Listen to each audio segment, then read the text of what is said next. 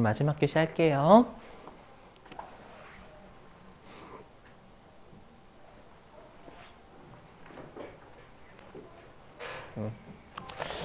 자, 보시죠. 현물접 대비.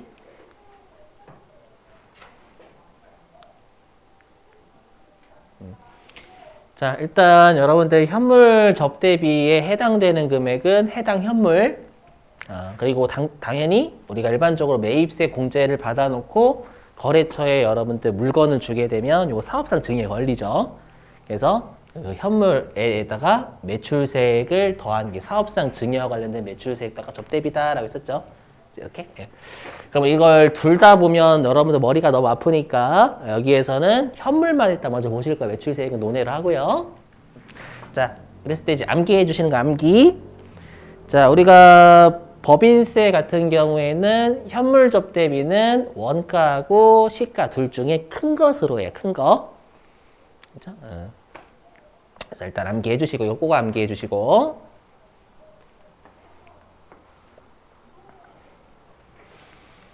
자, 그럼 사례 좀 들어볼게요. 사례.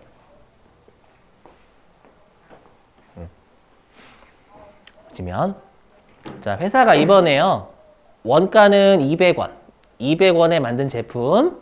지금 시가는 500원. 얘를요. 거래처에게 접대를 했대요. 물건으로. 그러면 일단 우리가 세법상 회계 처리를 보면 세법은 제품을 거래처한테 줬으니까 제품을 까야 되겠죠. 그럼 제품 얼마일까요? 그렇죠. 200원 까죠? 200원? 이렇게. 근데 차변의 접대비는 얼마 정도 나온다라는 거예요? 위에 공식 끼워 맞추면. 그렇죠. 접대비는 500원이다라는 거예요. 둘 중에 큰 거니까 세법은. 그럼 대변에 도대체 뭐가 오냐라는 거예요. 대변에. 알죠? 결론부터 말씀드리면 평가 이익이 와요. 자, 이게 무슨 말인지 해볼게요, 여러분들. 그럼 사례를 들어보면, 자, 사례 들어보면, 내가 이제 매도 가능 증권 있죠, 여러분들. 매도 가능, 단기 매매 증권 할게요. 단기 매매 증권 있잖아요. 단기 매매 증권을 200원 주고 매입을 했대. 200원. 원가죠, 원가? 200원 주고 매입을 했대요. 자, 그런데 얘가 이제 12월 30일 있잖아요. 12월 31일 날 500원으로 평가가 되더라고요. 500원 평가. 그럼 어떻게 잡냐면 차변에 단기 매매 증권 300만 원 올리고요. 대변에 단기 매매 증권 평가이익 300만 원 이렇게 잡죠. 300원. 이렇게. 자, 그랬다가 다음 연도 있죠. 다음 연도. 다음 연도에 뭐가 발생했냐면 해당 그 주식을 발행한 회사 있잖아요. 그 회사가 파산이 됐대. 파산. 그러면 이 단기 매매 증권은 티슈가 된 거예요. 티슈. 그렇죠? 한글로는 휴지. 그렇죠? 네. 그래서 500원짜리가 이제 빵원 될 거예요. 빵원. 파산됐으니까. 그 분기를 어떻게 하냐면 대변에 단기 매매 증권 500원 날리고요. 왜냐면 500원짜리가 빵원짜리 된 거니까 파산됐으면 차변에 우리가 손상차손이라고 해요. 손상차손. 이거 비용이거든요. 500원 이렇게 적어요. 그럼 제가 이거 왜 했을까요? 얘랑 관련도 없는 것 같은데 왠지. 뭐냐면 자, 제가 숫자를 맞췄잖아요. 원가 200원 여기서 200원 주고 산 거. 근데 비용이 500원이죠. 비용 500원. 비용 500원. 그렇죠? 무슨 말을 하고 싶냐면 이렇게 우리가 현물 접대비의 현물 있잖아요. 걔를 우리가 비용을 시가로 본다라는 건 뭐냐면 해당 자산을 시가만큼 평가를 잡아야 돼요. 해당 자산을 200원에서 300원으로 평가를 해서 500원을 만든 다음에 걔를 이제 상대방한테 줬다라고 세법은 해석을 하는 거예요. 그렇게 하지 않으면 비용이 500원이 될 수가 없어요. 제품 200원에 만든 걸 500원으로 평가한 다음에 거래처한테 접대했다 이렇게 보는 거예요. 알죠? 그걸 분계를 끊어볼게요. 이렇게 봐요, 세법을. 얘를 이렇게 본다라는 거예요. 일단 200원에 만들었죠. 원가. 걔를 500원으로 평가하는 게 요거죠. 제품 차변에 300원 올리고 대변에 평가익 300원 잡고 이렇게 한 다음에 거래처에 준 걸로 봐요. 알죠? 그럼 제품은 얼마까지일까요?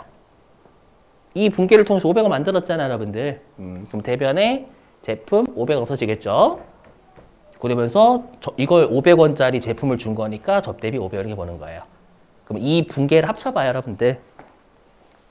그럼 이 분계를 합치면 여기가 200원만 남을 거예요. 맞죠? 그럼 얘랑 분계 똑같아요, 어차피. 그렇죠? 그래서 항상 우리가 비용을 여러분들 시가로 잡는다라는 건 자산을 시가만큼 평가를 했다는 뜻이에요. 무슨 말인지 되시겠어요, 이 분계? 오케이? 좀 어렵죠, 여러분들. 그래서 현물 접대비가 어려운 거예요. 근데 시험에서는 장부는 어떻게 처리했다라고 줄까요? 장부는 당연히 회계에 맞춰가지고 200원이 장부에 적혀져 있으니까 대변에 제품 200, 차변에 접대비 200 이렇게 잡을 거예요, 시험에서는. 맞죠? 이렇게 했다라고 줄 거예요. 딱 세무조정. 이게 중요하거든요. 이것도 중요해요. 자, 세무조정. 여러분 있을까요, 없을까요?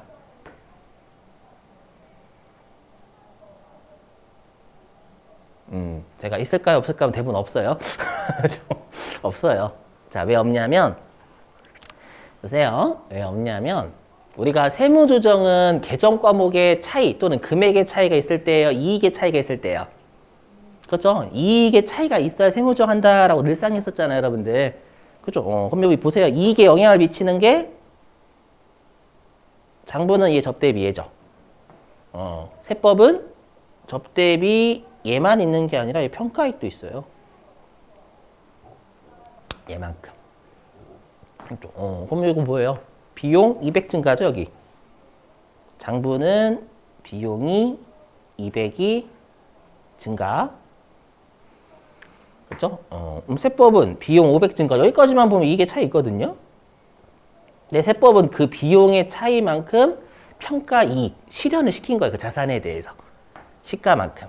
실현시킨 거니까 이건 수익이다라는 거예요. 300원만큼. 그럼 결론적으로 어떻게 해야 돼요? 퉁치면 그냥 비용 200이랑 같잖아, 어차피. 그렇죠? 어차피 둘은 이익은 200원이 감소하는 건 똑같습니다요. 무슨 말인지 이해되시겠어요? 그래서 외우시는 거예요. 현물접 대비 나오면 절대 세무적은 없어요. 왜냐면 비용의 차이만큼 평가이익의 차이도 또 발생해요. 그래서 일단 세무조정은 없는데 또 중요한 거. 그럼 우리가 접대비 한도 있잖아. 한도. 그럼 우리가 접대비 한도랑 비교해야 될 회사의 접대비 있죠. 는 200원이 아니다라는 거예요. 왜일까요? 장부는 200 적었지만 세법은 야, 둘 중에 큰 거인 500원으로 볼 거야 라고 하는 거잖아요. 그렇죠? 그래서 우리가 항상 세법상 한도하고 비교할 금액은 세법상 금액이지 장부에서 기록한 금액이 아닌 거예요. 그렇죠? 그래서 이게 무슨 말이냐면 일단 현물접 대비는 세무조정 없다라는 뜻이고요. 그리고 우리가 세법상 한도랑 비교할 때는 500원하고 한도하고 비교하는 거지 200원하고 한도하고 비교하는 거 아니다라는 뜻이에요. 알죠? 그리고 앞으로 이 말은 좀 자주 보실 거니까 설명 좀 할게요. 시부인? 이것 때문에 그러시죠? 시부인? 알죠? 뭐냐면 한도까지는 인정하는 거죠. 우리가 한도 범위 내에서는 인정하는 거죠. 접대비를요. 그래서 한도까지는 시인이 인정. 시인한다가 인정한다는 뜻이에요. 인정. 부인은 안 해?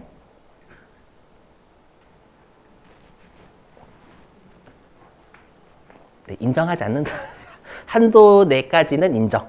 한도를 못 드는 걸 해주시고 한도를 초과하는 건 인정하지 못하는 게 부인이에요. 부인. 알죠? 그래서 시부인 나면 시인 인정하지 못하는 이렇게 생각하시면 돼요. 알죠? 그러면 시험에서는 당연히 컴퓨터가 200원 불러오거든요. 그럼 여러분들은 500원으로 바꿔버리셔야 돼요.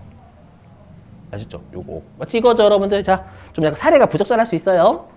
자, 만약에 음주운전 면허 취소가 알코올 농도 0.1이라고 가정 0.1. 됐죠? 0.1이 가정이면 그게 한도다라는 뜻이 한도. 됐죠? 자, 근데 이번에 그 어떤 그 차량이 마치 운전을 할 것 같아가지고 경찰이 따라갔어요. 그래서 딱 따라잡았어요. 해가지고 자 내리세요. 내리세요. 자 부세요. 라고 했더니 얘가 저 안 마셨어요. 저 안 마셨어요. 저 아까 제가 알코올 농도 재봤는데 0.05더라고요. 저 그래서 통과죠? 그럼 경찰서 통과 0.05니까 괜찮네요. 이렇게 해요? 닥치고 보세요. 닥치고 보세요. 그래서 풀었어. 보더니 0.15 나와 0.15. 그럼 당연히 0.1하고 비교할 때 건 걔가 주장하는 게 아니라 당연히 그 경찰서에서 바라보는 금액이잖아요. 이해되세요? 그럼 당연히 면허 취소지. 이렇게 되는 거죠, 여러분들. 무슨 말인지 이해되시겠어요? 그 말이에요, 그 말. 그래서 앞으로 요게 진짜 중요하니까 앞으로. 세법상 한도랑 비교해야 될 건 세법상 금액이다. 알죠? 이게 앞으로 되게 중요해. 진짜. 넘어가고요. 자, 그 다음에 이제, 요거 아니고, 요거 삭제해야 되는데, 자, 뭐냐면 이제 여기에다가 우리 시험에는 이제 사업상 증여까지 내요. 왜냐면 이제 매출세액 있죠, 여러분들. 뭐냐면 아까 500원짜리 제품을 공짜로 줬죠. 그럼 난 당초에 매입세 공제 20원 받았을 거란 말이에요. 200원에 만든 거니까. 내가 과세사업자라면 10%인 20원 매입세 공제 미리 받죠.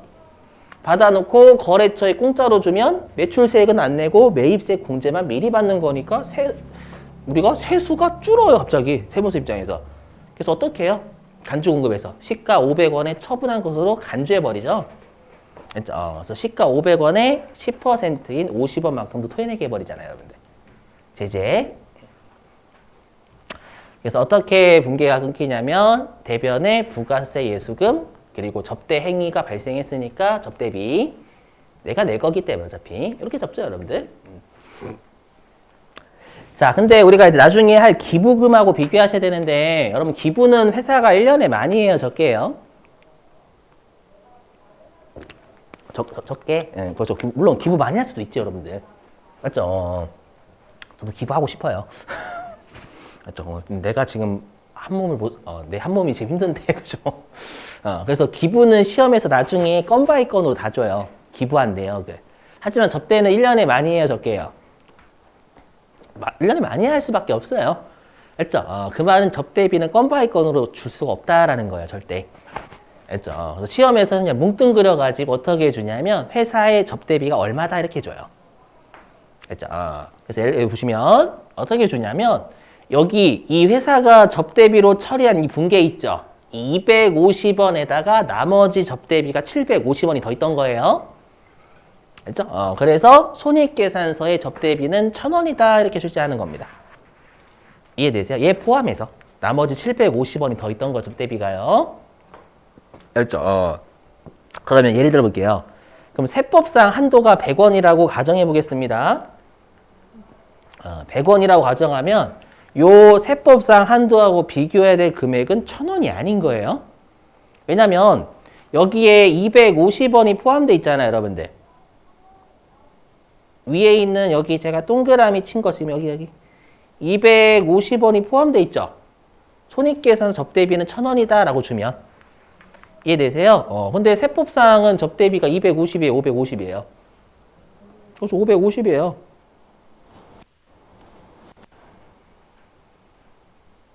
(550이에요) 그렇죠? 그럼 550이니까 어떻게 해야 돼요? 이 차이 나는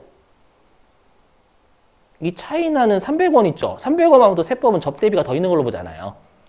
그렇죠? 그러면 1,000원에다가 300원을 여러분들이 더 하셔가지고 1,300원 돌리셔야 된다라는 거예요, 실제 시험에서는. 오케이? 그렇잖아요. 이거는 회사의 접대비지. 그렇죠? 근데 요 250원 포함된 게 1,000원이죠.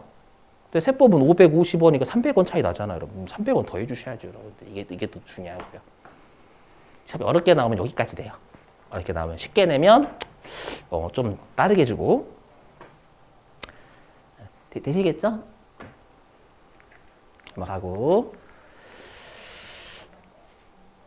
이건 무시하고 이거는 뭐 의미 없고. 자, 이제 귀속 시기 여기는 말 문제만 대비하시면 돼요. 실기에서는 낸 적 없어요. 실기에서 낸 적 없어요. 자, 뭐냐면 우리가 이게 마지막은 아니네. 자, 보시면. 자, 뭐냐면, 자, 접대 같은 경우에는 접대 행위가 발생한 날의 접대비로 봅니다. 접대비를 지출한 날이 아니라. 요거만 알고 계시면 돼요. 왜냐하면, 들어보세요. 여러분들 앞으로 한도 있죠? 한도는 무조건 1년치 한도, 1년치 한도. 그 말은 뭐냐면, 다음 연도가 되면 새로운 한도가 부여가 되는 거예요, 밀당. 맞죠? 그럼 회사 입장에서는, 여기, 사례. 회사 입장에서는, X 1년도, 즉, 올해 연도 말쯤 되면 거의 접대비의 한도가 다 찼겠죠? 접대비 쪽 많이 지출하니까. 맞죠? 그럼 회사 입장에서는 X 1년도에 접대비 더 써봤자 한도가 이미 넘어갈 거란 말이에요, 일반적으로. 맞죠? 그러면 당연히 X 2년도의 접대비로 인정을 받고 싶겠죠? 새로운 한도가 부여가 되니까. 또 이걸 방지하고자 하는 거예요. 그래서 네가 실제로 접대비를 준 날이 아니라 접대 행위를 한 날에 접대비로 보겠다라는 거예요. 꼼수 방지하기 위해서. 다음 연도에 한도 부여받고 싶으면 어떻게 하면 돼요? 다음 연도 외상해놓고 내년도에 주면 되잖아요. 그걸 세법 인정해버리면 다 이렇게 꼼수 부릴 거란 말이에요, 여러분들. 이해되세요? 그래서 발생주의다라는 것만 기억. 요것 이외에는 시험에 낸 적이 없어요. 실기로는요. 알죠? 자, 넘어갈게요. 이거는 제가 왜 했는지 모르겠지만 무시. 무시. 자, 됐고요. 이제 접대비의 한도.